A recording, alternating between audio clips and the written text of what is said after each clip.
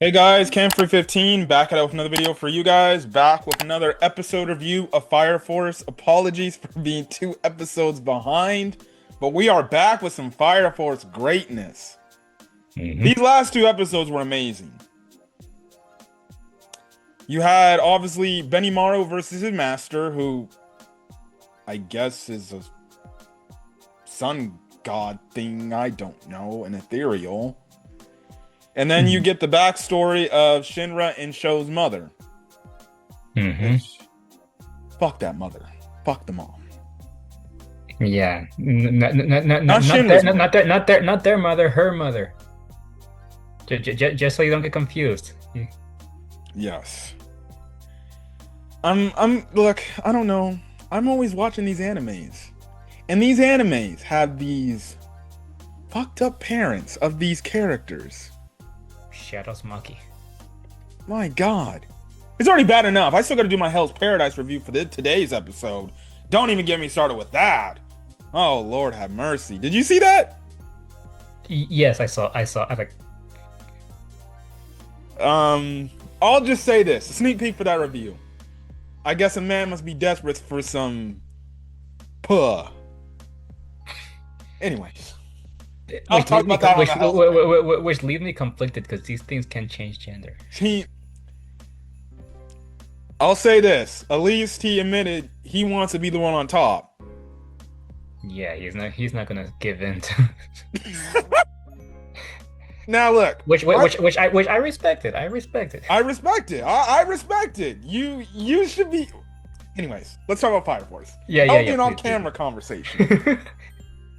Let's talk about season 3, episode 14, titled "With the Sun at His Back." So we remember from the last episode, all the pillars are raising and things are getting crazy, right? So you have it to where we see the one dude with the smoke ability. I guess we found out he's kind of been dealing with these pillars for the most part, with the exception of some other Fire Force members, but he's been doing it. I still find his dynamic funny with his boss, of how he does not he wants to kill his boss so bad, but his boss is like, if you do something, I'm gonna take it out your paycheck. And like any special person, I don't think you want to take a hit. hmm I know I wouldn't. I know you wouldn't. But I bet you all time and time again, you probably want to actually hit your bosses sometimes. Is I'm not reaching that point yet, but it Anyway, might get there someday. I'm glad my boss is dope. He's cool. hmm Yeah. Yeah. We have it to where Benimaru is basically the focal point of the episode, and essentially he has to go help out and he has to go take down his master because they see on the TV and it literally looks like his master, right? So Mhm. this is when we kind of get a flashback about Benimaru, which was actually kind of crazy to see at this point in the series. Yeah. So yeah, he's like how old is he? Like 13 years old there? I would say maybe 13, 14, at least in his teenage years. hmm So basically, his master was basically the head of their company, right? Well, actually, I think we find out like they weren't really affiliated with the Fire Force company. He didn't really believe in laying I'm just gonna call them fucking ethereals because I keep forgetting their names. Oh no, infernals. In front Um, because he just kills the infernals. He doesn't lay them to rest and lay their souls to rest like we see like the sisters always do and everything. He just goes in there, he fights them, he kills them, right? And in the meantime, he's also training Benimaru to basically take his place and accept the role that he's dealt with, right? And we find out like, him taking the role, it basically can kind of in some weird way kind of lead to death in a weird way and leave you on a path of just you don't give a shit about life, you just do what you need to do. It's the task at hand you got to focus on. And you just see and you just have it to where his master is basically trying to tell him, all right, boy, what is your conviction? What is your drive? What is your purpose? You know? And Benimaru's having a tough time trying to figure that out as a kid. and stuff like that. Now, this then leads to the present, where we actually see them fighting against each other. I'm like, Hmm. okay, okay. Now, the interesting part about this battle was Benimaru was actually getting his ass kicked for a bit.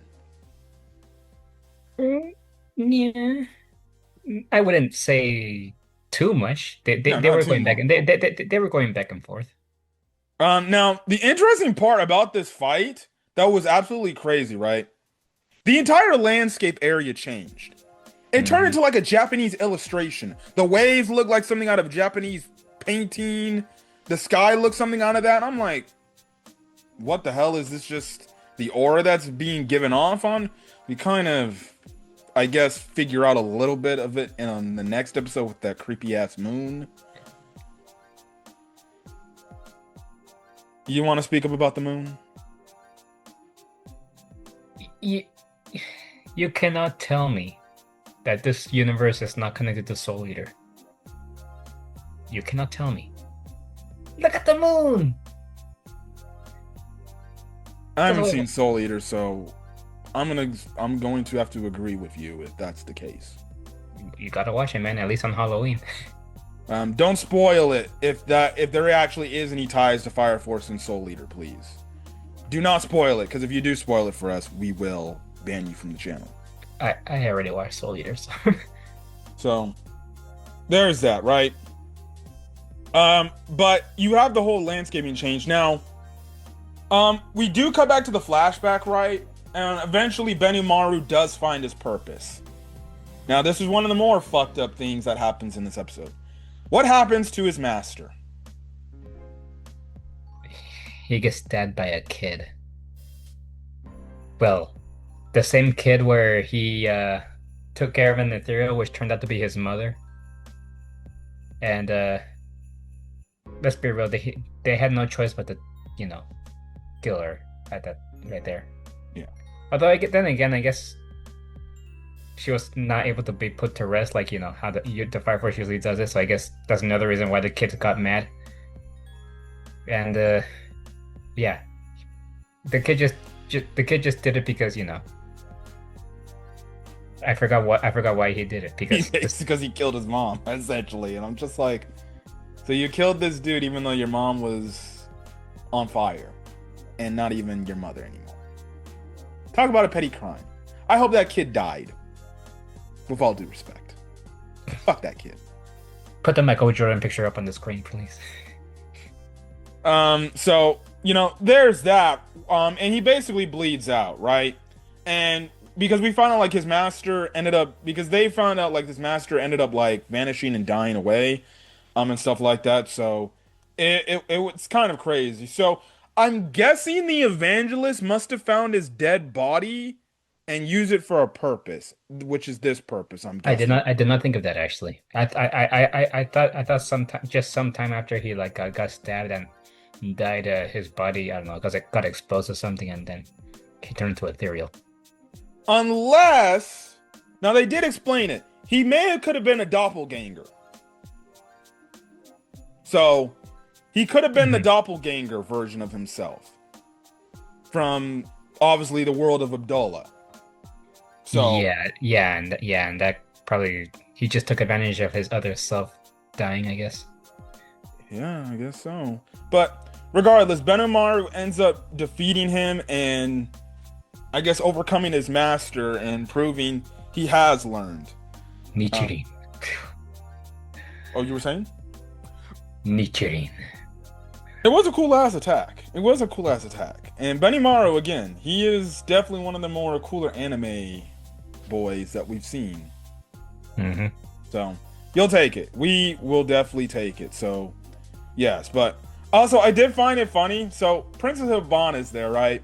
And she's witnessing all this. So in their whole fighting thing for their company, they have basically, I guess, these supporters, right, of their dojo, and they basically cheer them on. They do these inspirational things, and Havana's like, "What the hell is going on here?" It's funny because they're all crying. They're like, "He did it! He did it! Yes, Master Benimaru, he did it!" I thought that was funny. Yep. So, some nice comedy to add to it. Now, this is now we get to the next episode, the most This, recent episode, episode 15. then this is the sound that I was talking about when I mentioned in this in the last episode how in this episode where like when he did the Nichiren and they did my favorite Japanese sound, Nichiren. Oops, wrong one. This one. I That can't one. hear it.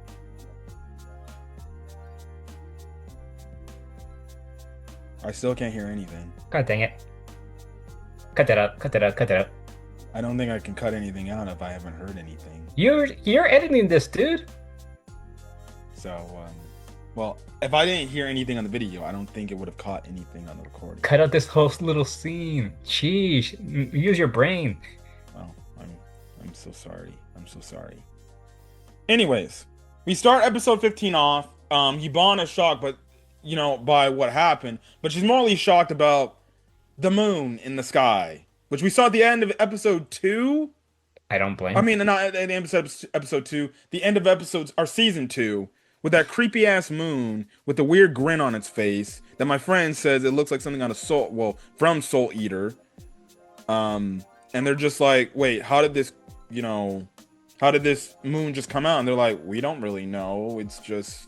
Maybe it's just a tribute or something like that. So yeah, but anyways, they do mention about the doppelganger stuff. Now they also do make a mention about the moon. And basically they talk about how the moon has something to do with Abdullah and how the people had images of it. It's funny because Licht was actually there, and I'm guessing he has a hair full of leaves on his face. Oh, a hair full of leaves. That He's covering his face because remember, Fire Force Company 8 are absolute, which I completely forgot. They're fugitives. So, yeah. Which, that actually went over my head. I forgot they were actually like on the run from people, right? So, yeah, but anyways, you do have it to where Kurono finishes off the one pillar, and basically we find out that there's only one more pillar left to deal with. And his boss is like, will it be a demon or a fire? And he's like, who knows? So, okay, I guess there's one more pillar, which could probably be the most dangerous pillar. So anyways, most of the episode is around Sho and Arrow, because I guess you can say they defected from the Evangelist. I'm just gonna think that's the case now. Well, it was kind of unsure where they stood for a little bit, because Sho was all like, the world is gonna get destroyed anyways, but first I'm gonna find out what really happened to my family and stuff. Yeah, so I guess I take it they're no longer part of the Evangelist unless it's a bait and switch thing. But I think after this episode, I guess it makes sense. Why would they go back? They'll just get executed. More than likely. Arrow in the just casual outfit. Snack. Yo. So yes. Did you claim her or did I claim her? I think you claimed her. I remember when I first saw her, I'm like, who is this girl? Anyways, the funny part about this episode is them just walking around, just getting adjusted to city life. Which it's funny because there's a part where people are walking around and they're looking at Sho. These girls look at Sho. They're like, "Oh my god, he's so cute," and he's just like, "Huh? What?" I thought I was blending in pretty. He doesn't get it. He doesn't get Yes, it. he doesn't get the fact Yeah, that he's he like, actually. and then Arrow's like, "Should I snap them without them knowing?" I was like, Yes. not right now.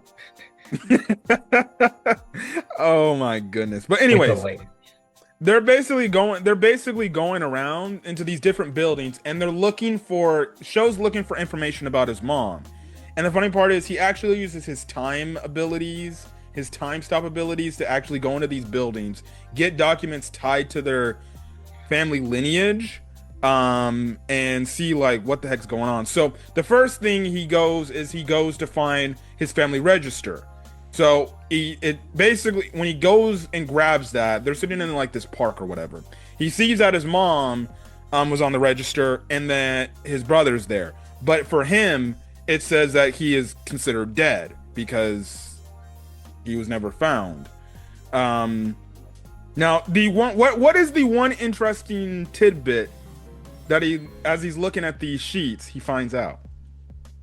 There was no records about his father, and his mother was apparently born a virgin. What pregnant a virgin? But I can't speak. Anyways, yeah, that. Yeah, she gave a apparently we find out she gave a virgin birth.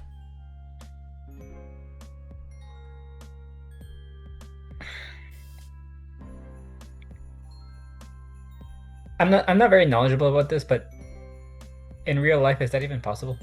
I don't even think that's possible in real life. Hmm. Now I'm not no doctor, but it's clear any way for any species, whether you're human or animal, you need to do the sex to even conceive a child. Well, I guess she genuinely doesn't know who the father is. Now also too, there was this one funny scene where there's these girls riding on these scooters and Sho's looking at him. He's like, I want to do that. Yeah. He also was given a balloon. Like he's just giving that face. Like Yes. Anyway, Sho finding out things about his regular life. So I hopefully, him and Arrow after the series is done, they're still alive and they get to live a peaceful life. mm, So we'll see. We'll see. Anyways, they go to this one building where they meet with this reporter who did a reporting about his mother in terms of the virgin birth and everything. And we get the backstory about that, right? hmm So essentially, we find out that Mari Kusakabe, which is Sho and Shinra's mother, she got pregnant when she was in her teenage years. One, do not do that. Never do that. Because if you do that, your life is fucked. I know someone who actually did that. And oh my God, when she told me, she was pregnant, I was like, "Are you? Why would you? Are you for real me?" That's why, everybody, ladies and gentlemen, you just say this: wear protection. At least I know a few smart people that actually wear protection. So there's that. Now, the insane part about this is the fact that there was no man, and we later find out because we get a scene where she's in the hospital because the doctor's like, oh no, oh you're pregnant, right? And basically they're like, okay, well who's the father? And she's like, well I haven't been with nobody, and even if I was, I never did anything with anybody. This just happened. They're just like, so you just got pregnant, just ran out of the blue? So That's what she's implying. So she apparently had a virgin birth, which is crazy. I might need to Google this to see if this is actually something that can actually happen in real life. I just think this is a thing that happened in this anime's case. I'm looking that up right now. What? You just need to find this answer out, don't you? Either now or at the end of this video, but you keep talking in the meantime.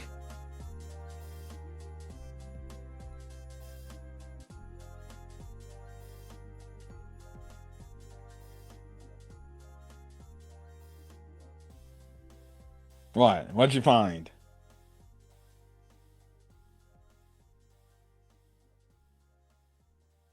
Still hasn't found anything?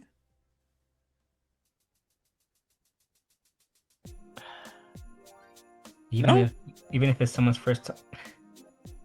Hang on. Ladies and Hang on. gentlemen, he's trying to find the answers of, can you actually have a virgin birth? I highly doubt it. But hey, technically, I could ask my mom. She is. She does do home births. It says here,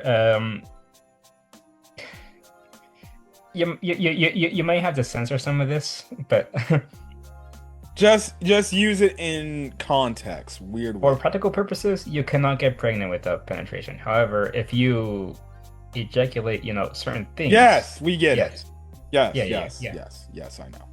yeah. You guys get it. You guys get Yes. Thank you. You didn't have to add in the E word, but okay. it. My God. That's why I told you to censor it, man. You You could have just said, you better censor it though. You better censor it now, dude. well, You don't have a choice. Come on. I'm sorry. so this is when Sho ends up going to the world of Abdullah. God, God. And he sees his mom looking like the devil she is. And basically this is when we get a flashback to 17 years earlier. Um, we obviously talked about the pregnant thing and stuff like that. So yeah, now this is when we kind of find out some information about how her parents feels about this.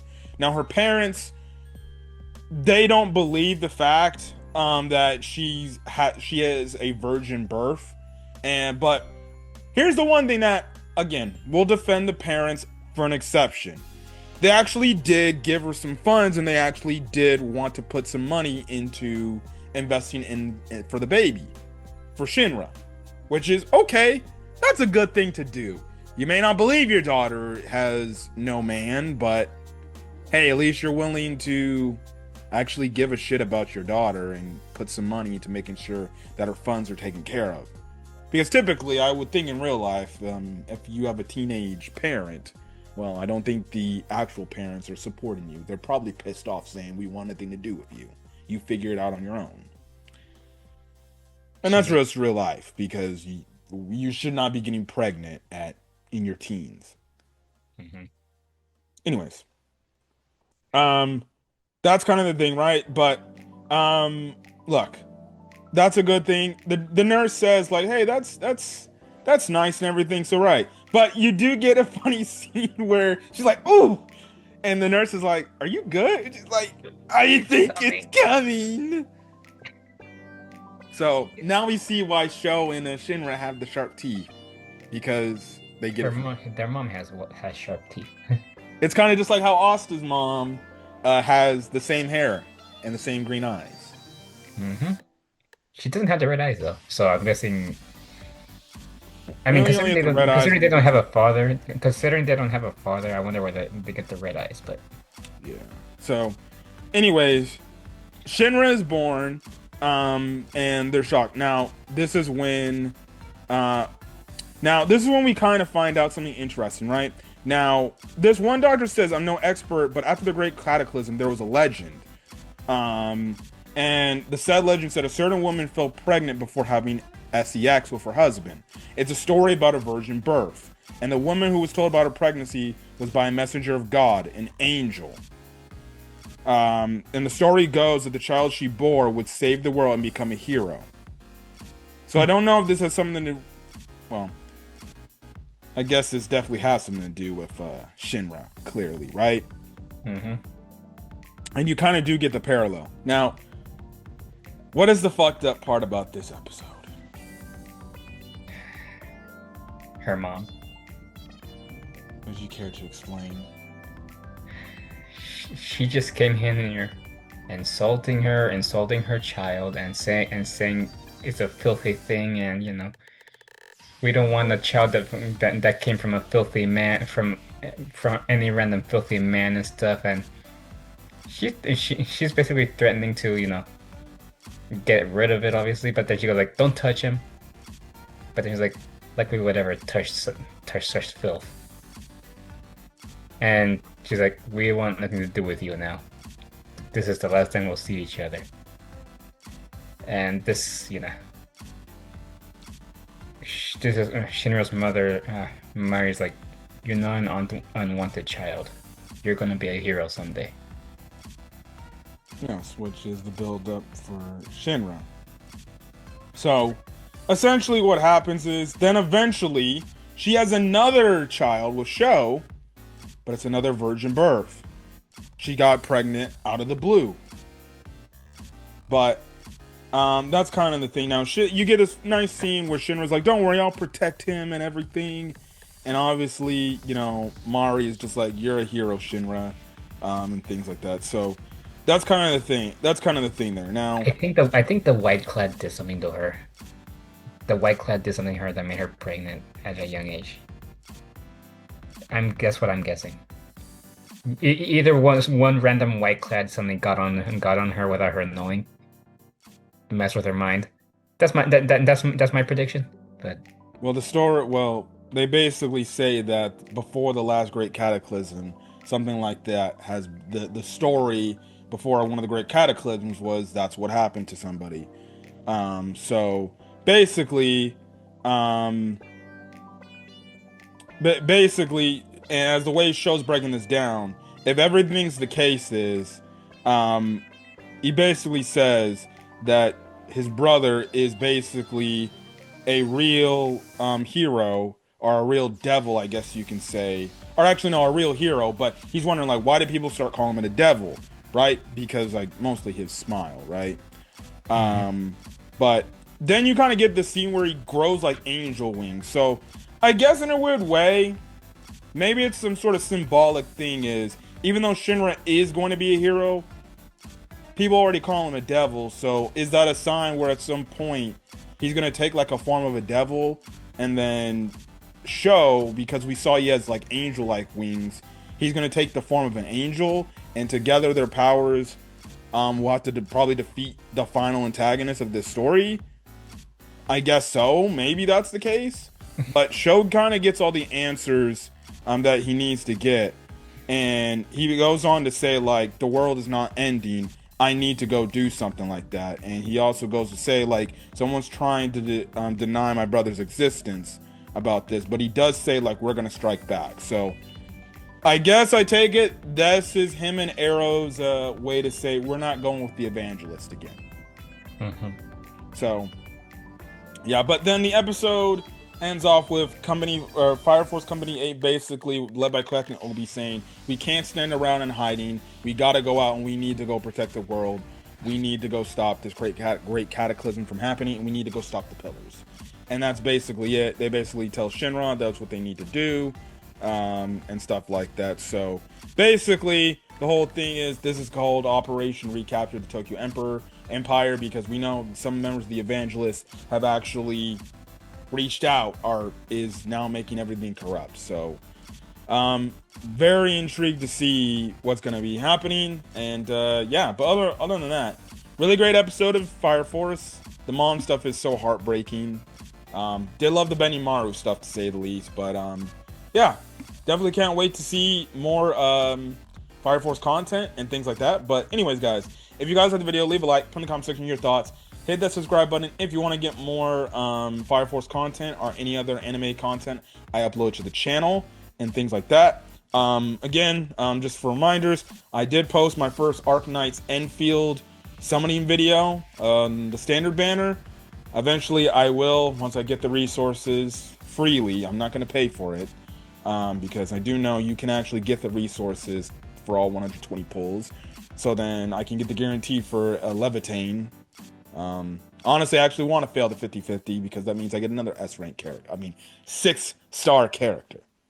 And then 2, go watch my Dragon Ball Super Returns video. I'm so happy Dragon Ball Super is back and the moral arc is coming. I've been waiting 8 years for this shit. I know you have been too. Yeah. So, anyways, promote Still, some of the stuff are kind of pointless, but yeah. Sure. That they're bringing back Battle of Gods and stuff. Well, guess what? It's content we have to settle this over for till we get tomorrow. And honestly, can you deny? I think they should just remake Dragon Ball Super with new animation, better animation. Yeah, you're right. Yeah. It's better than getting episode 5 again. Yeah. Promote your channel. What's coming up? Yeah, don't forget to. Yes, sometime after January 30, keep an eye out for Code Vein 2, guys. Code Vein 2. Uh, The long-awaited game that I've been wanting to play at for so long. And oh my God, I've never been more hyped. So it's confirmed. You're going to be getting the game on release date. I said sometime after January 30. Sometime after January 30th. I didn't say when exactly. Sometime after January 30. I'll hold you to that. Because I will be watching this. You're gonna be watching it. Yes, I will be watching this. Just to support how hyped you are about this game.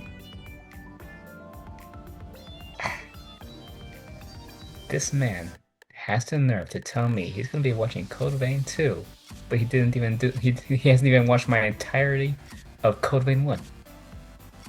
Now listen, based on how long the videos are, I might have to do it in increments. Because if it's an hour-long video, I'm sorry. I may have to watch the first 20, take a break, watch another 20, take a break. That's fine. That's fine. That's fine. As long as you watch them. I'm not saying you have to watch them all at once, but anyways, I gotta hurry up and do my Hell's Paradise review to talk about that fucking scene. Oh my god. Go for it. Go for it. And then Oshino Ko as well, because Oshino Ko. Good god. I've not watched it, man. I've not watched it, man. All I can say is Ruby is cutting the fuck up. Oh yeah, you need to catch up. It's a lot darker now. Okay. Anyways, we're gonna get over, guys. Catch you guys on the next video. Till then, guys, stay safe out there. Have a great rest of your day or your night or whenever you're checking out this video. Till then, guys, peace.